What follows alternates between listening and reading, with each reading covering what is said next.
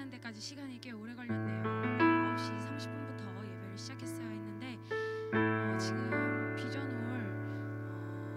방송 시스템 상태가 좋지 않아서 급하게 이렇게 여러분들과 만나기 위해 준비하게 되었습니다. 언제 드리든 상관없죠. 저희들 있는 그 자리에서 우리가 주님 예배하기 위해 모였던 그 마음 그대로 주님 앞에 가져가며 집중해서 예배드리는 귀한 시간 되셨으면 좋겠습니다. 우리 청소년부 친구들, 오늘은 예배 인증 방법이 조금 바뀌었는데요. 지난주에는 이름을 적고 예배를 인증했었는데 오늘은 이제 감사 기도를 적어주시면 됩니다. 지금까지 조금 전에 스트리밍에 적어주셨던 감사 기도 제목도 상관없고, 또 아직 그 스트리밍에 아직 못 적은 친구들이 있다면 담임 선생님한테 꼭 적어서 보내주시길 부탁드리겠습니다. 오늘도 주님을 예배할 수 있으면 참 감사한 날이네요. 선생님이 대표로 기도하고 우리 같이 주님 앞에 기쁘게 찬양 올려드리도록 하겠습니다. 사랑이 많으신 주님, 오늘도 거룩한 새날을 주시고 주님께 예배로 영광 돌리게 하시니 감사합니다. 간절히 바라옵기는 다시 함께 모여 주님을 예배하는 그날까지 우리의 믿음과 신앙을 잘 지켜내기를 간절히 소망합니다. 오늘도 선포되어질 주님의 말씀에 우리의 온 마음 다하여 귀 기울여 듣게 하시고, 요즘과 같이 어려운 상황 속에서 더욱 지켜야 할 우리의 정체성을 발견하는 귀한 시간 되게 해주세요.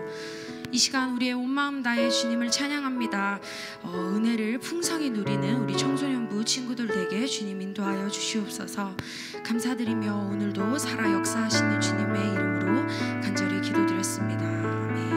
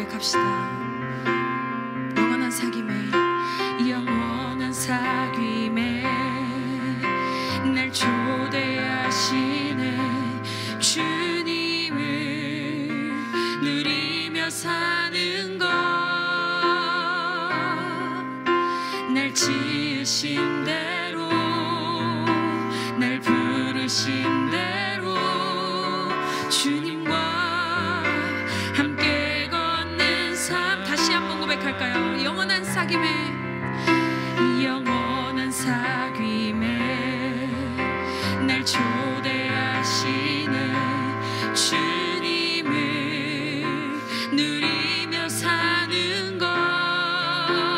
아멘. 날 지으신 대로 날 부르신 대로 주님과 함께 걷는 삶. 이것이 영원한 삶. 이것이 영원한 삶. 참 하나님과 그 아들 아는 삶. 이것이 영원한 삶. 이것이 영원한 삶. 내가 주 안에 주는 내 안에. 이것이 영원한 삶. 이것이 영원한 삶. 이것이 영원한 삶. 참 하나님과 그 아들 아는 삶. 이것이 영원한 삶. 이것이 영원한 삶. 내가 주 안에 주는 내 안에. 이것이 영원한 삶. 이것이 영원한 삶. 이것이 영원한 삶. 참 하나님과 그 아들 아는 삶. 아멘. 이것이 영원한 삶. 이것이 영원한 삶. 내가 주 안에 주는 내 안에 늘 거하는 삶. 아멘. 우리 이 시간 함께 기도하길 소망합니다. 지금 우리에게 주어진 이 상황이 마치 우리를 함께 모여 예배드리지 못하게 하고 또 교회라는 공동체로 모이지 못하게 하는 것만 같지만 주님은 우리가 지금 어디에 있든지 상관없이 우리의 중심을 보시며 주님을 예배하길 원하는 우리의 마음을 보십니다. 어쩌면 이번과도 같은 일이 우리에게 몇 번이고 반복될 수 있어요. 함께 모여서 주님을 예배할 수 있을 줄 알았는데 또 다시 우리를 모이지 못하게 하는 이러한 상황들이 우리에게 몇 번이고 반복될 수 있어요, 여러분. 그럴 때마다 정말 핑계를 대고 주님 예배하기를 뒤로 미루실 건가요? 주님은 여전히 우리에게 말씀하고 계시고 주님은 우리와 늘 함께하고 싶어 하십니다. 그런 우리 주님 앞에 우리의 믿음이 흔들리지 않도록 더욱 주님 안에 거하는 우리가 되길 간절히 소망합니다. 우리 성령님의 인도하심을, 성령님의 도우심을 간절히 구하는 우리 청소년부 친구들 모두가 되기를 간절히 소망합니다. 이 시간 드려질 예배와 이러한 기도 제목을 가지고 주님 앞에 기도하며 나아가도록 하겠습니다. 주여, 하나님 아버지, 우리 청소년부 친구들에게 주여 그 주님을 알게 하여 주시옵소서. 정말 이 세상이 우리를 함께 모여 예배하지 못하고 주님께 찬양하지 못하고 주님을 함께 모여 공동체로 모이지 못하게 하는 하나님 아버지 그런 어려움 속에 있사온데 주님, 우리의 중심을 주님께 드릴 수 있는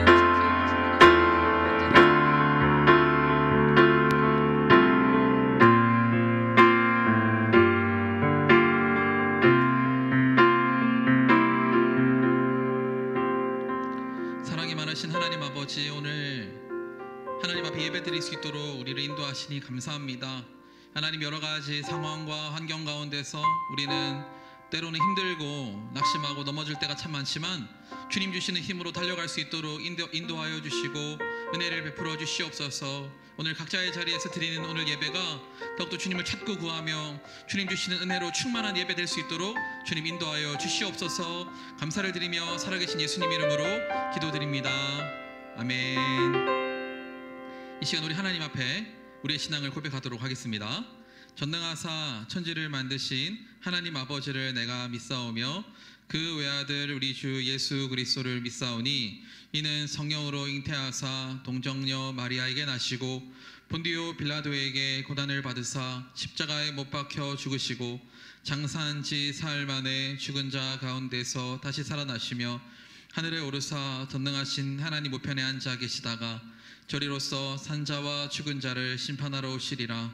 성령을 믿사오며 거룩한 공회와 성도가 서로 교통하는 것과 죄를 사하여 주시는 것과 몸이 다시 사는 것과 영원히 사는 것을 믿사옵나이다.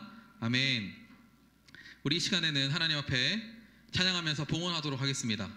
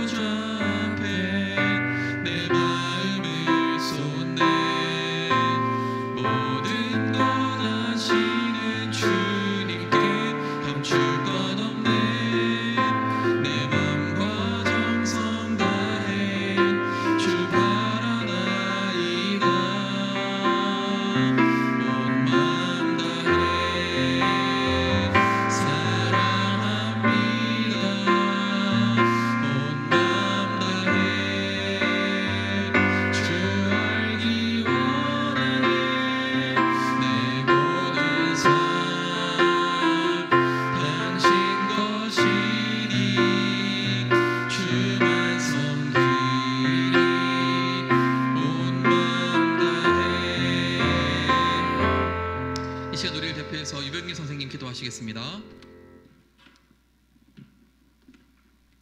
하나님 아버지, 은혜와 사랑에 감사를 드립니다. 죽을 수밖에 없는 죄인인 저희를 예수 그리스도의 보혈로 구원하여 주시고 하나님의 자녀로 삼아주셔서 이렇게 예배자로 서게 하시니 감사를 드립니다. 선하신 하나님을 찬양합니다. 구원의 하나님을 찬양합니다. 하나님, 이 시간 우리 신일교회 청소년부 예배 가운데 임재하여 주시고 놀라운 은혜를 허락하여 주시옵소서. 복된 주일 아침 구별된 시간을 기억하여 주님 앞으로 나온 우리 청소년부 한 명 한 명을 축복하여 주시옵소서. 하나님, 혼란스러운 이 시대를 살아가면서 두렵거나 우울해하는 친구들이 있습니까? 친구들과의 관계의 문제로, 부모님과의 문제로 힘들어하는 친구들이 있습니까? 학업과 진로의 문제로 꿈이 없어서 믿음이 부족해서 고민하는 친구들이 있습니까? 전능하신 하나님 아버지, 이 시간 우리 모두 마음을 어루만져 주시고 하나님의 놀라운 사랑을 흘러 넘치도록 마음껏 부어 주시옵소서. 우리의 살아가는 목적은 하나님을 영화롭게 하고 영원토록 하나님을 즐거워하는 것임을 고백합니다. 오늘 주시는 말씀을 통하여 하나님과의 관계가 회복되게 하여 주시고 주님 한 분만으로 기뻐하고 즐거워하는 시간 되게 하여 주시옵소서. 복음에 참여하는 우리 모두가 될 수 있도록 인도하여 주시기를 소원합니다. 특별히 동준건 목사님에게 성령의 충만함을 허락하여 주시고 청소년부 사역 가운데 늘 동행하여 주시옵소서. 날마다 순간마다 감사하는 마음으로 드리는 이 헌물을 받아주시고 하나님의 나라를 위해서 쓰이게 하여 주시옵소서. 이 모든 말씀 살아계신 예수 그리스도의 이름으로 기도합니다. 아멘.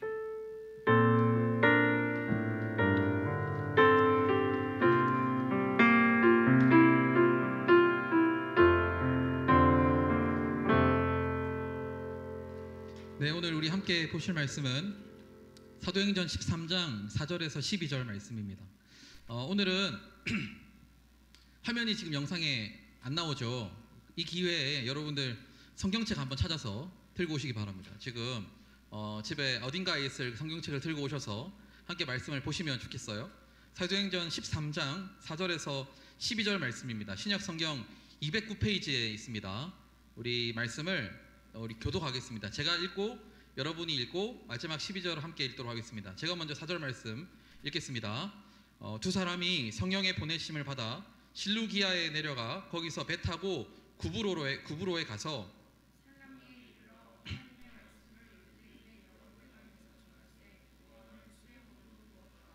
온 섬 가운데로 지나서 바보에 이르러 바 예수라 하는 유대인 거짓 선지자인 마술사를 만나니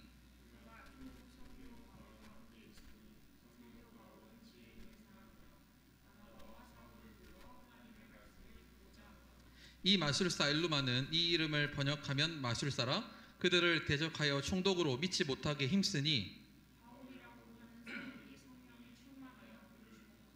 이르되 모든 거짓과 악행이 가득한 자요 마귀의 자식이요 모든 의의 원수여 주의 바른 길을 굽게 하기를 그치지 아니하겠느냐.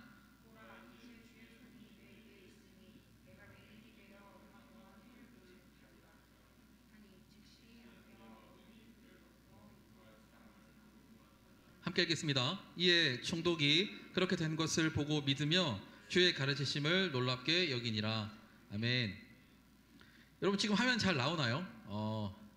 여러분 이렇게 영상으로 장비를 사용하다 보면 종종 이런 일이 있더라고요. 1년에 뭐 한두 번 정도는 뭐 이럴 수 있습니다. 그 덕분에 여러분도 좀 늦게 일어난 친구들도 제 시간에도 예배를 드리게 되는 그런 또 나름의 은혜가 있는데 오늘 또 이런 상황에서 하나님 앞에 더 간절한 마음으로 예배하는 우리가 되면 좋겠습니다.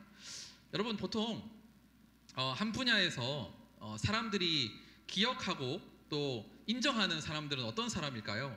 어떤 직업이나 아니면 어떤 분야에서 말입니다. 예를 들어서 스포츠나 직업의 분야에서 위대한 사람으로 인정을 받고 사람들이 기억하는 그런 사람들 말이죠. 아마 뛰어난 능력을 발휘해서 큰 업적을 남기거나 위대한 기록을 남긴 사람들을 기억할 겁니다.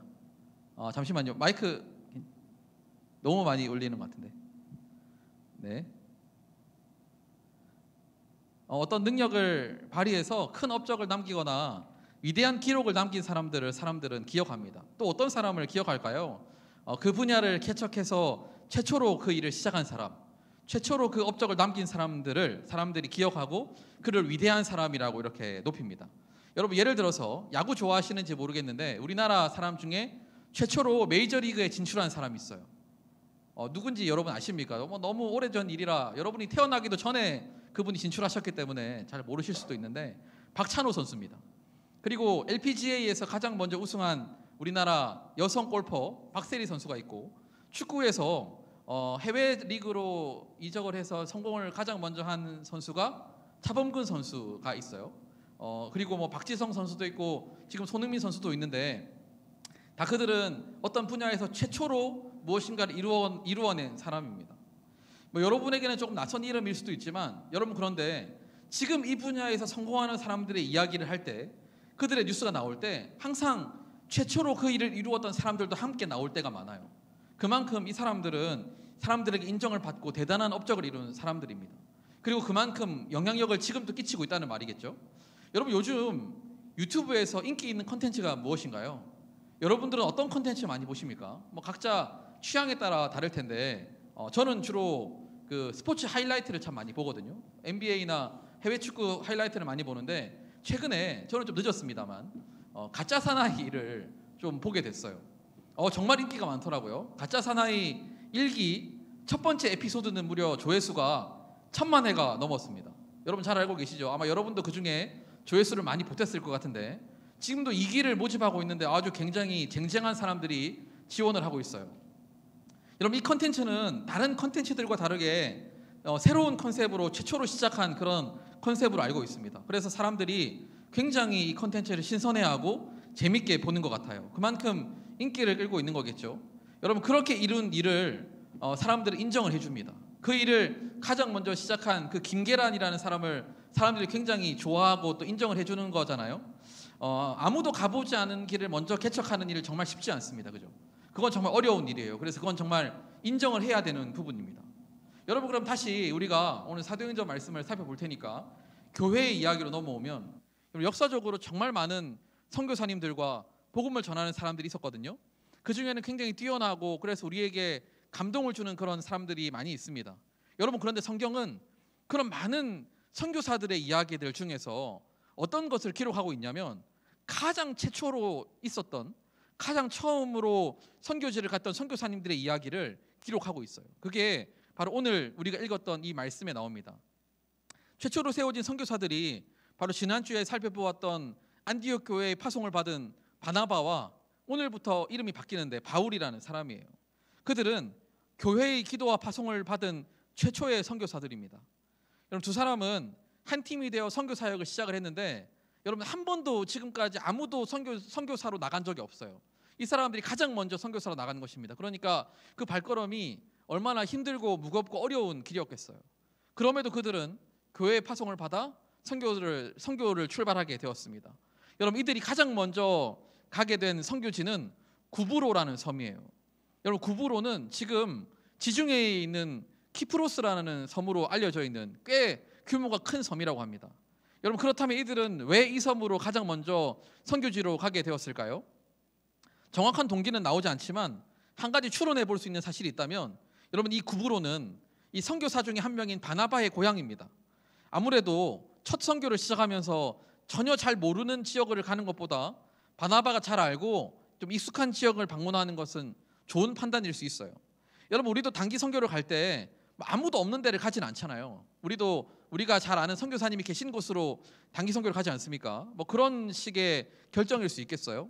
하지만 여러분, 이들의 선교 사역은 단순히 그들의 개인적인 판단, 인간적인 여러 상황을 고려해서 결정을 하는 것은 아닙니다. 여러분, 오늘 4절에 보면 그들이 누구의 인도하심을 받고 누구의 보내심을 받고 간다고 나오나요? 바로 성령님의 보내심을 받고 그곳으로 가게 되었다고 말씀을 하고 있어요. 여러분, 지난주에도 살펴보았지만 교회는 누가 인도하십니까?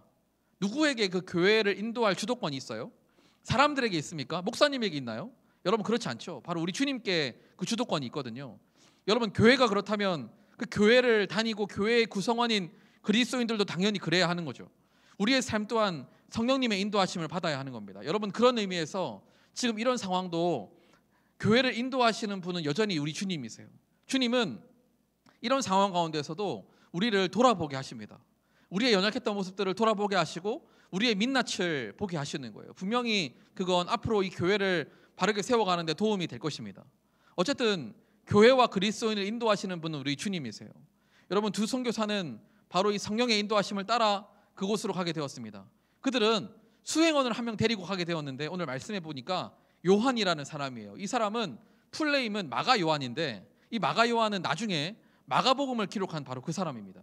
어쨌든 이 마가 요한을 데리고 함께 선교 사역을 가게 되었는데, 이들은 각 지역을 지날 때마다 회당이라는 곳을 들려서 복음을 전하면서 이동을 했어요. 여러분, 회당은 그 지역에 유대인 10명 이상이 모이면 만들 수 있는 그런 예배당 겸 교육 장소를 하는 그런 곳이었습니다. 여러분, 그 회당에는 항상 유대인들이 많이 모였는데 바나바와 바울은 지역을 지날 때마다 그 회당에 들러서 말씀을 전했어요. 여러분, 그런데 말씀을 전하기만 하면 뭐 수행원이 필요가 없을 텐데 이 마가 요한을 데리고 다닌 이유가 있습니다. 왜냐하면 복음을 전했는데 돌아오고 회심하는 사람들이 막 생기는 거예요. 바나바와 바울이 회당에 들러서 말씀을 전했는데 회심을 하고 예수님을 믿겠다고 하는 사람들이 생기니까 그들을 관리하고 그들을 도와줄 사람들이 필요했습니다. 그래서 마가 요한을 데리고 함께 선교 여행을 떠나게 되었어요. 그러니까 놀랍게도 가는 곳곳마다 이 복음의 능력이 나타나게 된 거죠. 말씀을 전하고 복음을 전할 때마다 그 능력이 나타나서 주님께로 돌아가고 회심하는 사람들이 생기고 각 지역마다 그리스도인들이 생기게 되었습니다. 여러분, 그러고 보면 이 선교 사역은 정말 열매가 있는 그런 사역이었어요. 하나님께서 처음 가는 그 선교 사역에 기름을 부어주신 거죠. 복음의 능력이 막 나타나기 시작했습니다. 그렇다면 어떻게 이런 능력이 나타나게 되었을까요? 바나바와 바울이 정말 설교를 잘해서 사람들이 그 설교를 듣고 감동을 했기 때문일까요? 혹시 그랬을 수도 있지만 본문에는 딱히 그런 언급은 나오지 않습니다. 그리고 다른 성경에도 바나바와 바울이 굉장히 설교를 잘하는 달변가였다는 소개도 잘 없어요. 왜냐하면 이 복음의 힘과 말씀의 능력은 설교자가 얼마나 잘 전하는가 하는 것으로 결정이 되는 것은 아니기 때문입니다. 여러분, 복음의 능력은 복음 그 자체가 가진 말씀과 그 말씀이 각 사람의 마음에 적용되고 역사하도록 하시는 성령의 능력에 달려 있어요. 그러니까 복음의 능력은 전하는 사람이나 혹은 듣는 사람의 어떠함에 관계없이 그 능력에 나타나는 겁니다. 여러분, 물론 말씀을 전하는 설교자나 저나 말씀을 듣는 사람들이 말씀을 대하는 자세는 너무너무 중요해요. 결국 그것 또한 말씀을 대하는 각자의 마음 자세에 달려 있는 것이죠. 각자가 하나님과의 어떤 관계를 가지고 있는지, 말씀을 어떻게 대하는지에 따라서 그 자세가 달라질 겁니다. 그러니까 엄밀히 따지면 사실 그건 개인의 신앙의 문제라는 거예요. 설교자 개인의 신앙의 문제이고 듣는 사람의 신앙의 문제인 거죠. 복음의 능력은 사람의 능력과 관계없이 나타납니다. 사람의 어떠함에 관계없이 복음의 능력이 나타나요. 하나님께서는 사람을 통해 일하시지만 사람에게 영향을 받지는 않으시는 분입니다. 여러분, 그리고 이러한 사실은 참 저에게는 큰 위안이 되었어요. 여전히 저는 부족하지만 말씀의 능력이 그래도 여러분에게 나타날 수 있다는 것을 기대할 수 있기 때문에 그렇습니다. 어쨌든 이들은 가는 곳마다 회당에 들러서 말씀을 전했고 그곳에 있는 사람들이 예수님을 믿게 되는 그런 결과들이 있게 되었습니다. 그리고 그렇게 그들은 구브로에 도착을 해서 처음 살라미라는 도시에 도착을 한 후에 길을 가서 바보라는 도시에 도착을 하게 되었습니다. 이 도시 이름이 좀 그런데 우리나라 같으면 이런 이름을 짓지 않았겠지만 그 당시에 그 사람들은 이런 이름으로 도시 이름을 지었어요. 이 바보는 구브로 섬 남쪽에 위치한 꽤 많이 발전해 있는 번화했던 그런 도시입니다. 바나바와 바울은 그곳에서 두 사람을 만나게 되는데요. 그 두 사람은 그 지역의 총독이었던 서기오 바울이라는 사람과 마술사 바예수라는 사람을 만나게 되었습니다. 바나바와 바울이 그곳에서 또 말씀을 전했을 텐데 그 일을 들은, 그렇게 말씀을 전하는 사람들이 있다는 것을 들은 이 총독이 그들을 불러서 하나님의 말씀을 듣고 싶어 했어요. 굉장히 오픈마인드, 열려있는 마음의 소유자였던 것 같습니다. 그리고 그곳에 그 총독과 함께 바예수라고 하는 마술사도 함께 있었어요. 여러분, 그런데 이 바예수는 바나바와 바울이 복음 전하는 일을 방해했습니다. 총독이 그 말씀을 듣고 예수님을 믿지 못하도록 계속 방해를 했어요. 8절에 보니까 그들을 대적하여 총독으로 믿지 못하게 힘쓰니 라고 나와 있는데, 여러분 여기서 이 표현은 돌아서게 만들다, 등을 돌리게 만들다, 뭐 이런 의미입니다. 그러니까 아주 노골적으로 총독의 등을 돌리면서 듣지 못하게 하는 것처럼 그만큼 격렬하게 반대를 하고 막아섰던 것이죠. 성경은 이 마술사 바예수라는 사람을 6절과 10절에서 이렇게 설명을 하고 있어요. 이 사람에 대해서 그는 유대인, 거짓 선지자, 마술사입니다. 여러분, 유대인인데 직업이 마술사예요? 이것부터가 사실 말이 안 되는데, 어쨌든 그는 유대인이지만 아주 잘못된 신앙을 가지고 있다는 뜻입니다. 당시의 마술사는 지금 우리가 생각하는 그런 마술사가 아니에요. 과학적인 원리로 사람들을 놀랍게 하고 즐겁게 만드는 그런 쇼를 하는 사람이 아니라, 당시의 마술사는 우리가 흔히 이렇게 볼 수 있는 아기동자, 뭐 처녀보살 같은 점쟁이나 혹은 점성술을 하는 사람들을 의미했습니다. 거기다가 그는 거짓 선지자라고 성경이 말씀을 하고 있어요. 그는 아주 악한 사람이었던 것 같습니다. 성경의 평가대로 그는 총독 서기오 바울이 복음을 듣지 못하도록 방해를 막 했어요. 10절에는 바울이 그런 그를 향해서 이렇게 꾸짖었습니다. 이르되 모든 거짓과 악행이 가득한 자요, 마귀의 자식이요, 모든 의의 원수여, 주의 바른 길을 굽게 하기를 그치지 아니하겠느냐. 8절에 이 마술사를 다른 이름으로 엘루마라고 불렀대요. 여러분, 이 단어는 성경에는 마술사라고 번역을 하는데 또 다른 뜻이 현명하다, 뭐 이런 뜻입니다. 아마 자기 스스로 붙였거나 아니면 그를 따르는 추종자들이 그를 그렇게 불렀던 것 같습니다. 여러분, 원래 이단 교주도 자기들 안에서는 굉장히 대단한 사람이잖아요. 자기들 안에서는 굉장히 높은 사람 아닙니까? 그렇게 생각을 하면 될 것 같아요. 하지만 실상 그는 어떤 사람이었냐면 마귀의 자식이래요. 주의 바른 길을 굽게 만드는 사람으로 바울은 설명하고 있습니다. 여러분, 참 아이러니한 것은, 여러분 이 사람의 이름이 바예수잖아요. 여러분, 이 바예수라는 이름의 뜻이 뭐냐면 예수의 아들, 이런 뜻입니다. 예수의 아들. 여러분, 너무 역설적이죠. 그의 이름은 예수의 아들이지만 사실은 그는 마귀의 자식으로 불리는 그런 사람이었어요. 여러분, 결국 바울은 복음 전파를 방해하고 한 사람이 예수님께로 돌아오는 일을 막는 그를 향해서 11절의 말씀을 선포합니다. 바울이 그렇게 외치자 그의 눈이 바로 어두워져 버렸어요. 사람들이 보는 앞에서 그는 맹인이 되고 말았습니다. 아마 그는 평소에 마귀로부터 오는 그런 어떤 능력을 행하면서 사람들의 마음을 많이 현혹시킨 것 같아요. 하지만 그는 복음의 능력 앞에 눈을 멀고 완전히 그 앞에 무릎을 꿇고 말았습니다. 영적으로 눈이 가리워져 있는 상태가 바로 이 사람의 진짜 모습이라는 것을 보여주는 것이죠. 여러분, 사실 그는 평소에 많은 사람들을 인도한다고 얘기를 했지만 사실은 인도함을 받아야 될 사람입니다. 그래서 11절에 보면 인도할 사람을 두루 구하는지라 라고 나와 있어요. 이 사람의 진짜 상태는 바로 인도함을 받아야 하는 그런 사람입니다. 여러분, 오늘 본문에 나오는 또 한 명이 나오는데 서기오 바울이라는 총독이 나와요. 바울과 이름이 비슷하지만 그는 그 사람 바울과는 전혀 연관성은 없는 것 같습니다. 그는 어떤 사람이라고 성경이 소개를 하냐면 이 사람은 지혜 있는 사람이라고 소개를 하고 있어요. 이 말은 학식이 깊고 현명하고 판단력이 좋은 사람을 일컫는 단어입니다. 그리고 그는 아주 열려있는 사람이에요. 처음에 말씀드렸지만 굉장히 오픈마인드입니다. 바나바와 바울이 새로운 도를 전한다는 소식을 듣고 그 말씀을 듣고 싶어서 바나바와 바울을 초청을 한 거죠. 그는 새로운 것을 잘 받아들이고 배우려는 열정이 있는 사람, 마음이 열려 있는 사람입니다. 여러분, 우리 주변에도 뭐 그런 사람들 있잖아요. 우리가 교회를 다닌다고 하고 복음을 전하면 그 얘기를 잘 받아들이는 사람들도 있습니다. 하지만 그럼에도 그는 영적으로 봤을 때는 여전히 예수님을 알지 못하는 사람이기 때문에 복음이 필요한 사람이에요. 오늘 말씀에 나오는 이 두 사람은 사실 우리 주변에서 종종 발견할 수 있는 사람들입니다. 우선 이 바예수와 같은 사람들이 있어요. 그들은 사람들을 잘못된 길로 인도하는 사람들입니다. 그것이 뭐가 문제냐면 자기뿐만 아니라 다른 사람들도 복음의 길로 가지 못하도록, 주님의 길로 가지 못하도록 막는다는 데 있어요. 오늘 10절에 바울이 그를 향해서 주의 바른 길을 굽게 하는 자라고 했습니다. 바른 길로 가지 못하도록 막는 사람이라는 뜻이에요. 특히 교회를 다니고 스스로 그리스도인이라고 하면서 사실은 그렇지 않은 사람들이 참 많습니다. 겉으로는 교회를 다니고 신앙이 있지만 사실 그 마음에 가득 차 있는 것은 다른 것들이 많이 차 있는 거죠. 여러분, 이 바예수는 혼합주의 신앙을 가진 전형적인 사람이에요. 하나님과 다른 것을 겸하여 섬기는 사람입니다. 하나님을 섬긴다고 하지만 그 마음속에는 다른 것이 가득 차 있는 사람이에요. 여러분, 제 주변에도 그런 집사님이 한 분 계시는데요. 많이 가깝지는 않은데 그분은 교회 집사님이시고 성가대도 하고 교회를 열심히 섬기시지만 주중에는 나이트를 가고 점을 보러 가시는 분입니다. 그래서 그분은 설교 말씀도 열심히 듣지만 점쟁이가 하는 얘기도 저 열심히 들어요. 그래서 심지어 점쟁이가 올해는 좀 일을 줄이시면 좋겠습니다 라는 얘기를 듣고 일을 정말 줄였다고 하더라고요.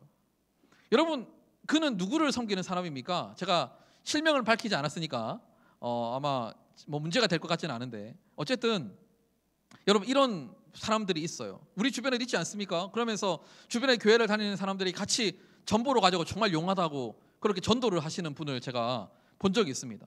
여러분, 하나님과 다른 것을 겸하여 섬기는 사람이에요. 그가 마술사라는 것, 거짓 선지자라는 성경의 평가를 통해서 우리는 그런 사실을 알 수 있습니다.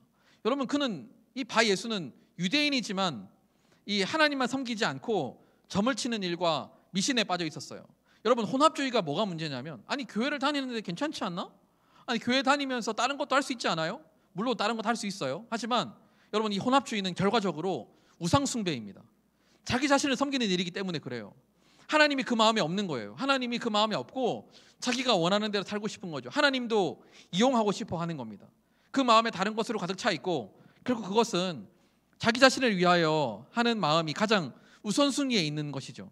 여러분, 그가 이 총독이 복음을 듣지 못하도록 막는 이유가 무엇일까요?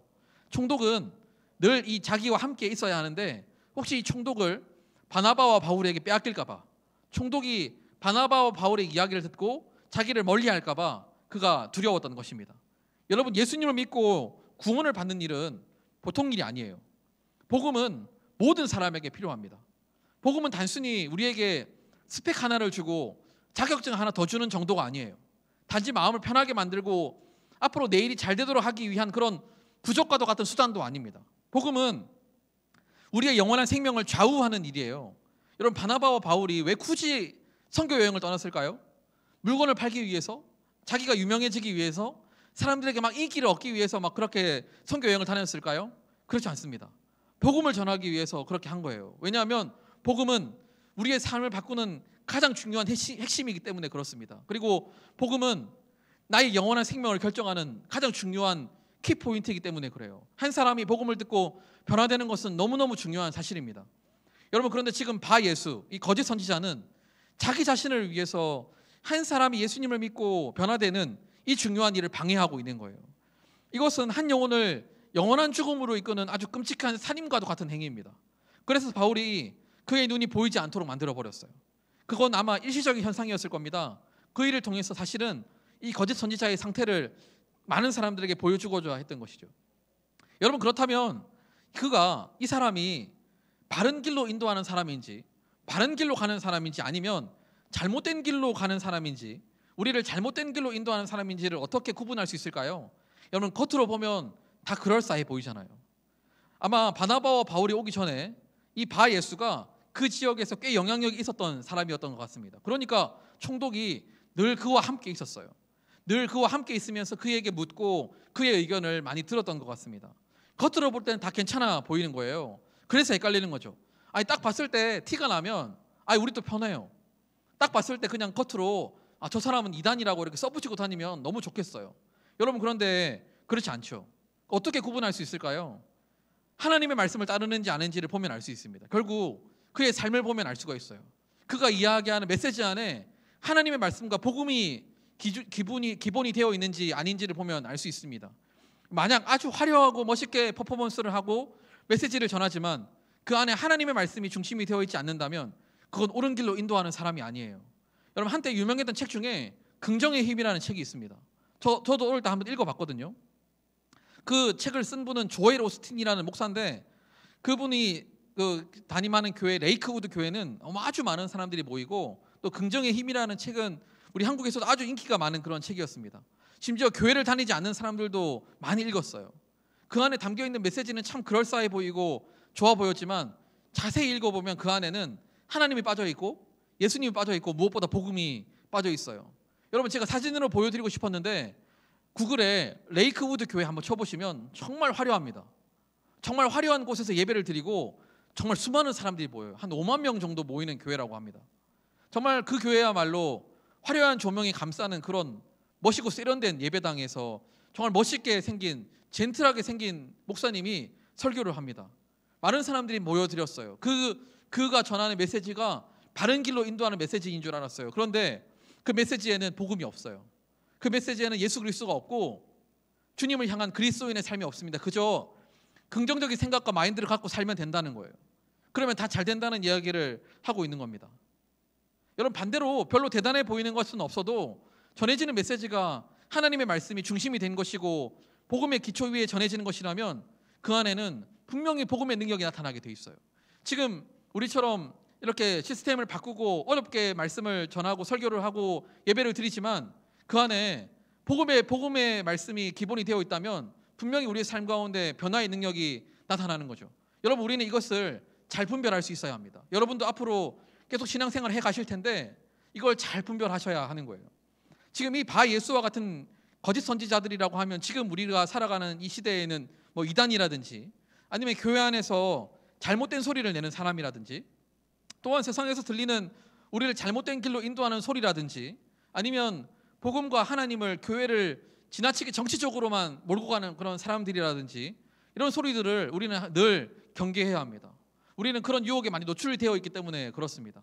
여러분, 여러분이 살아가는 세상에서는 정말 많은 소리들이 있어요. 정말 다양한 의견들이 있고 그래서 우리를 그곳으로 따라오라고 유혹을 합니다.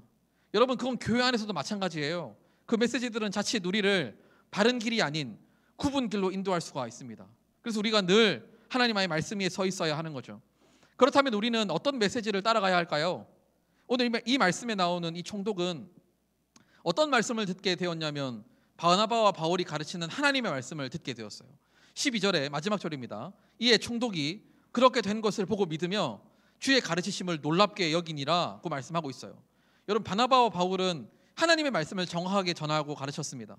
복음을 듣게 된 총독은 그 가르치심을 받고 놀랍다고 여겼고 그리고 믿게 되었어요. 여러분, 여기서 믿었다는 말은 회심을 의미합니다. 회심, 그냥 내가 지적으로 동의하는 정도가 아니라 회심, 그의 삶을 완전히 돌이켰다는 거예요. 여러분, 회심이 정말 진짜 열매입니다. 회심이야말로 복음의 능력이 정말 나타나는 거죠. 완전히 그가 그 말씀을 듣고 인생의 방향을 돌이켰다는 것을 의미하는 겁니다. 이제 그는 비로소 바른 길을 가게 되었어요. 복음은 우리를 바른 길로 인도합니다. 복음을 따라 살아가는 삶이 바로 바른 길로 가는 삶이에요. 복음이 아닌 다른 길은 우리를 굽은 길로 인도합니다. 여러분, 우리를 잘못된 길로 인도하는 거예요. 복음으로 변화된 사람은 영원한 생명을 약속받은 것뿐만 아니라 이 땅에서도 주님과 동행하며 살아갈 수가 있는 것이죠. 여러분, 사실 그런 의미에서 어떤 길이 바른 길인지 사실은 정해져 있습니다. 그것은 복음으로 변화되어서 성령님의 인도하심을 따라 살아가는 삶이에요. 물론 지금 교회의 모습은 참 실망스러울 때가 있습니다. 그래서 오히려 오늘 말씀에 나오는 총독과도 같은 사람들, 그러니까 마음을 열고 말씀을 받아들이려고 하는 사람들조차 마음의 문을 닫게 만들고 실망하게 만드는 것 같아서 마음이 아프고 부끄럽습니다. 여러분, 그렇지만 이것조차도 우리가 해야 될 일이에요. 그들이 복음을 듣고 변화되도록 인도하는 것도 우리가 해야 될 일입니다. 바나바와 바울이 했던 일을 우리도 해야 하는 거죠. 여러분, 그런데 그렇게 하기 위해서는 가장 먼저 되어야 할 것이 있어요. 그것은 내가 먼저 복음으로 변화되어야 한다는 사실입니다. 내가 먼저 그 복음 앞에 변화된 삶을 살아가야 하는 거죠. 복음의 능력이 우리의 삶에 역사하고 우리의 마음이 깊이 새겨져서 우리의 삶을 변화시키는 그런 능력이 나타나도록 우리는 하나님 앞에 나아가야 합니다. 더 주님 앞에 나아가야 하는 거예요. 그 복음의 능력이 날마다 우리의 삶에 나타나도록 우리는 더 하나님 앞에 나아가야 합니다. 여러분, 오늘 우리가 예배를 30분 늦게 드렸어요. 여러분, 30분이나 늦었고 시스템도 잘 안 되는데 그냥 오늘은 그냥 예배 드리지 말지 뭐. 저도 그럼 좋습니다. 그럼 저도 주중에 설교 준비 안 해도 돼요. 오늘 하려고 했던 거 다음 주에 하면 되니까 괜찮습니다. 여러분, 그런데 지금 보이진 않으시겠지만 지금 비전홀에 새롭게 시스템을 설치해서 예배를 드리고 있어요. 여러분, 왜 이렇게까지 하는 걸까요? 여러분, 우리는 날마다 복음의 능력으로 살아가야 되기 때문에 그렇습니다. 그리고 그건 예배를 통해서, 오늘 드리는 예배를 통해서 그 복음의 능력이 여러분의 삶 가운데, 우리의 삶 가운데 나타나는 거예요. 그리고 우리는 바예수와 같은 그런 거짓 선지자의 소리를 따라가지 말아야 합니다. 그들은 우리를 잘못된 길로 인도하는 사람들이에요. 여러분, 우리 주변에는 이 바예수와 같은 사람들이 너무너무 많습니다. 여러분, 유튜브에도 있을 수 있어요. 혹시 여러분 가족 중에 있을 수도 있습니다. 여러분이 좋아하는 무엇인가에 이런 거짓 선지자와 같은 사람들이 있을 수 있어요. 우리를 굽은 길로 인도하는, 우리를 잘못된 길로 인도하는 그런 소리들이 있을 수 있습니다. 우리는 절대로 그들을 따라가지 말아야 하는 거예요. 그러면서도 우리는 복음을 전하는 삶을 살아야 합니다. 여러분, 복음은 결코 독단적이거나 비이성적인 것이 아니에요. 여러분, 우리 주님이 인격적이신데 어떻게 복음이 독단적일 수 있겠어요? 어떻게 복음이 비이성적일 수 있겠어요? 우리 주님이 인격적이신데. 여러분, 우리의 삶을 통해서 그 복음을 전하는 삶을 살아야 합니다. 여러분, 바나바와 바울이 오늘 우리에게 그것을 잘 보여주고 있어요. 여러분, 바나바와 바울은 오늘 우리에게 너희들도, 여러분도 그렇게 선교사로 선교 여행을 떠나라고 우리에게 이 메시지가 기록된 것이 아닙니다. 우리도 이와 같이 이런 복음의 능력을 경험하고 살아가는 그리스도인으로 살아가야 한다. 그리고 우리의 삶을 통해서 주변에 복음이 필요한 사람들에게, 예수님이 필요한 사람들에게 복음을 전해야 한다는 것을 보여주고 있습니다. 그리고 조심해야 하는 것은 이 바예수와 같은 거짓 선지자, 우리를 굽은 길로 가게 만드는 그런 거짓 선지자의 소리를 조심하고 오직 복음의 길로, 복음을 따라 살아가야 한다는 것을 오늘 이 말씀은 우리에게 보여주고 있어요. 여러분, 이번 한 주도 그런 의미에서 복음의 능력으로 변화되어서 오직 주님만을 따라가는 여러분의 삶이 되면 좋겠습니다. 비록 집에만 있을 수밖에 없고 여러 가지로 혼란스럽고 어려운 상황이지만 여러분, 우리의 삶 가운데는 그래도 복음의 능력이 나타나야 하는 거예요. 복음의 능력이 우리의 삶을 인도해야 하는 겁니다. 오직 우리 주님께서 우리의 삶을 인도하시는 거죠. 그 주님을 따라서 믿음으로 이 한 주간도 살아가는 여러분이 되시기를 간절히 소망합니다. 우리 이 시간 함께 하나님을 찬양하고 나아가도록 하겠습니다.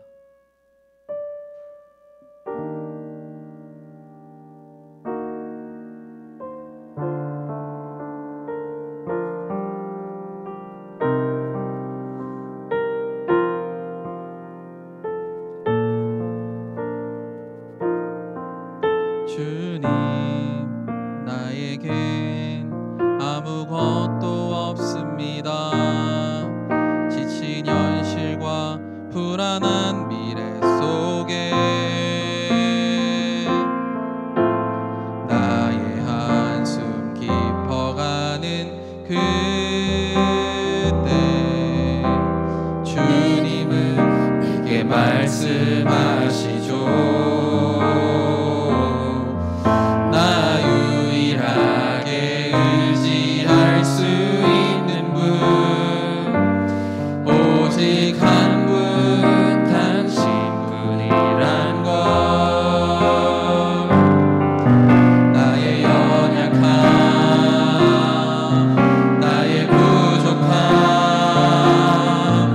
주께서 아시오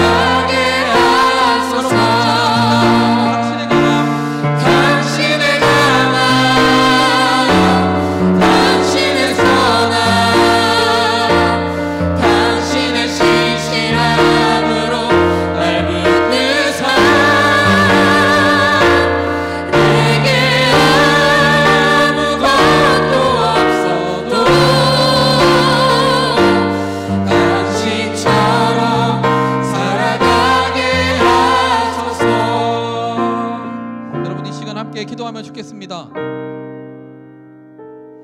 여러분, 우리를 복음의 길이 아닌 다른 길로 가게 만드는 소리들이 정말 많이 있어요. 저도 많이 듣습니다.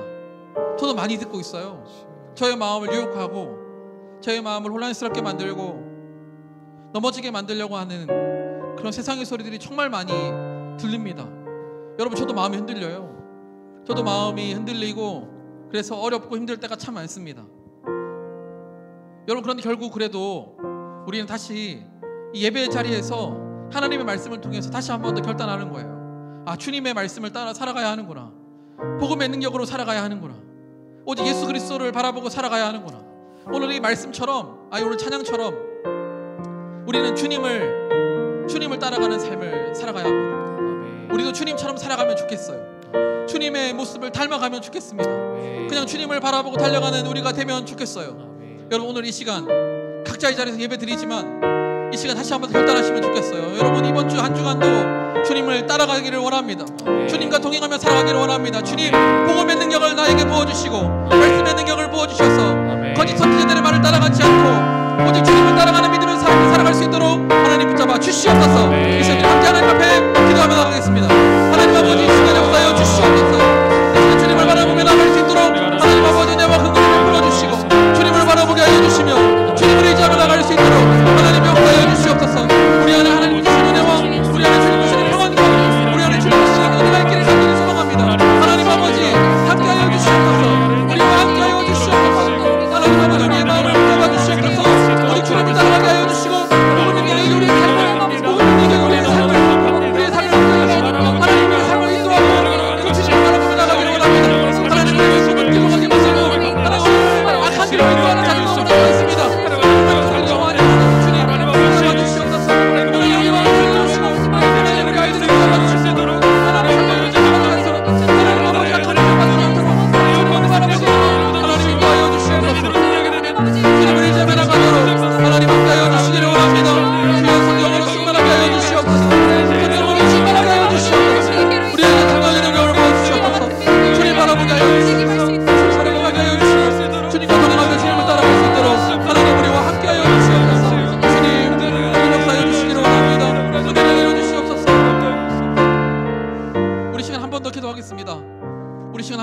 기도할 때 여러분, 우리는 비록 나누어져서 떨어져서 예배를 드리지만 하나님, 우리의 마음은 나누어지지 않도록 하나님 인도하여 주시옵소서. 이 코로나 시대에 교회가 마음이 나뉘는 것을 너무 많이 봅니다. 우리의 마음이 나누어지고 교회의 마음이 나누어지고 있어요. 각자의 생각이 옳은 대로, 각자 정치적인 견해에 옳은 대로 교회도 나누어지고 있습니다. 여러분, 이 시대에 주님께서 우리에게 보게 하시는 것은 바로 우리의 나누어지고 분열되는 마음인 것 같아요. 여러분, 이 시간 우리 공동체를 위해서 기도해 주시면 좋겠습니다. 우리 청소년부는 우리 마음이 나누어지지 않도록 한 마음을 품을 수 있도록, 오직 주님 주시는 그 마음을 품을 수 있도록, 주님을 위해 살아가고자 하는 그 복음의 능력을 경험하기를 소망하는 그 마음을 가지고 한 마음으로 나갈 수 있도록 하나님 붙잡아 주시옵소서.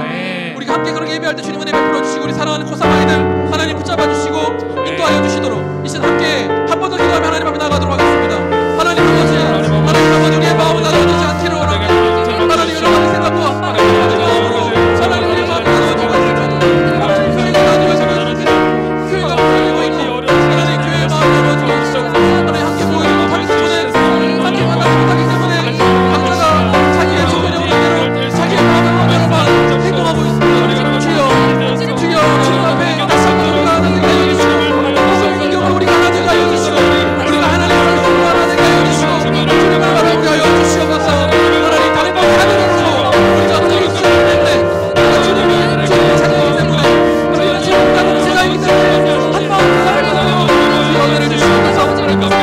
하나님 아버지, 우리 아이들 붙잡아 주시기 원합니다. 하나님, 고삼 아이들 붙잡아 주시옵소서. 하나님, 시험을 준비합니다. 하나님, 시험을 준비하고 있습니다. 하나님 아버지, 지혜를 주시옵소서. 하나님 아버지, 지혜를 주시고 주님 인도하여 주시고 주님 붙들게 하여 주시옵소서. 어려운 순간에 기죽어 있는 순간에 주님 의지하게 하여 주시고 주님의 손을 붙들게 하여 주시옵소서. 하나님, 우리의 마음을 주님 붙잡아 주시옵소서. 함께 하여 주시옵소서. 많으신 하나님 아버지, 오늘 우리는 말씀을 통해서 다시 한 번 더 주님 앞에 나가기를 원합니다. 하나님, 우리의 마음을 무너뜨리고 우리의 마음을 넘어지게 만들고, 그래서 우리를 나뉘어지게 만들고 분열하게 만드는 그런 거짓된 소리로부터 우리를 지켜주시고, 주님, 우리는 오직 그 복음의 능력을 따라, 주의 말씀을 따라 주님과 함께 동행하며 그리스도인으로 살아가는 주의 제자 될 수 있도록 인도하여 주시옵소서. 주님, 교회는 그리스도인이 모인 곳이기 때문에, 다 주님을 따르기로 결단했기 때문에 그 마음이 나눠질 수 없습니다. 그 마음이 분열될 수가 없어요. 우리는 비록 지금은 떨어져서 예배를 드리지만 한 마음으로 하나님 앞에 나갈 수 있도록 우리 청소년 공동체를 기억하여 주시고 함께하여 주시옵소서. 우리 사랑하는 고3 아이들 어려운 시간을 보내고 있습니다. 취업을 준비하고 진학을 준비하고 있습니다. 우리 아이들에게 하나님 지혜를 주시고 용기를 주시고 주님 인도하여 주셔서 어려운 순간에 주님의 손 붙들 수 있도록 주여 은혜를 베풀어 주시옵소서. 주님, 우리와 함께하여 주시고 이번 한 주간도 그렇게 주님과 동행하며 살아가기를 소망합니다. 주여 우리와 함께하여 주시옵소서. 감사를 드리며 예수님 이름으로 기도드립니다. 아멘. 주 예수 그리스도의 은혜와 하나님의 사랑과 성령의 교통하심이 이 자리, 우리 각자의 자리에서 함께 예배드리는 우리 청소년부 학생들과 우리 모든 선생님들에게 영원토록 함께 하시기를 축원하옵나이다. 아멘.